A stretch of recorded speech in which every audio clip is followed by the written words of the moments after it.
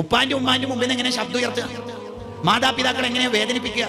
ചില ആൾക്കാർ പറയും ഭാര്യനോട്, നീ ഒന്ന് പഠിക്കാൻ വേണ്ട, എന്നോട് ഒന്നും പറയൂല.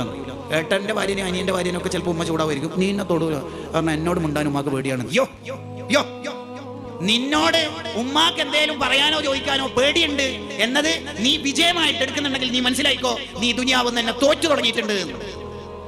ഉമ്മ എന്നോട് അധികം വായ തുറക്കൂല. ഓക്കെ, നീ മരിക്കണ സമയത്ത് നിനക്ക് വായ തുറക്കാനും കഴിയില്ല, ദിക്കറിന് വേണ്ടിയിട്ട്. അതാ പ്രശ്നം, നീ തോറ്റു തുടങ്ങിയിട്ടുണ്ടെന്ന് അർത്ഥം.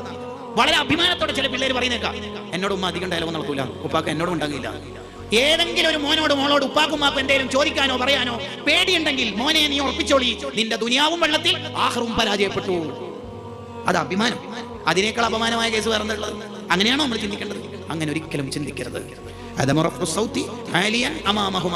ഓരോന്ന് ശബ്ദം ഉയർത്തരുത്. ശരിക്ക്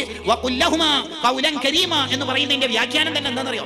ഒരടിമ എന്തേലും തെറ്റ് ചെയ്തു പോയിട്ട് ഉടമസ്ഥന്റെ അടുത്ത് പോയി അടി കിട്ടുമോ ശിക്ഷ കിട്ടുമോ എന്ന് പേടിച്ച് വളരെ താഴ്മയോടെ ഭവ്യതയോടെ നിന്നിട്ട് വിറവിറക്കുന്ന പോലെയാണ് ഉപ്പാന്റെ ഉമ്മാന്റെ മുമ്പിൽ നിന്നിട്ട് സംസാരിക്കേണ്ടതെന്നാണ്. ഉമ്മ, ഞാൻ 11-ാം തീയതി റിട്ടേൺ എടുക്കണമെന്ന് വിചാരിക്കേണ്ടത്. ഉമ്മ എന്താ പറയുന്നത്?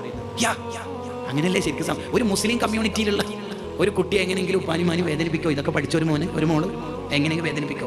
ഉമ്മാന്റെ അറിവില്ലായ്മ ദുരുപയോഗം ചെയ്തിട്ട് നിന്റെ ഉമ്മാന്റെ ഫോണിലെ ഏതെങ്കിലും ഒരു ആപ്പ് നീ ദുരുപയോഗം ചെയ്യണ്ടെങ്കിൽ മോളെ നീ ജയിച്ചു എന്ന് വിചാരിക്കണ്ട, നീ തോറ്റു തുടങ്ങണം. നീ ദുനിയാവെന്ന് തോറ്റു തുടങ്ങുന്നു.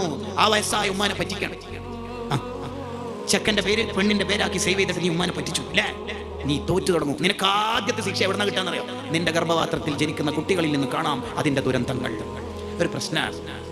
ചെയ്യരുത്.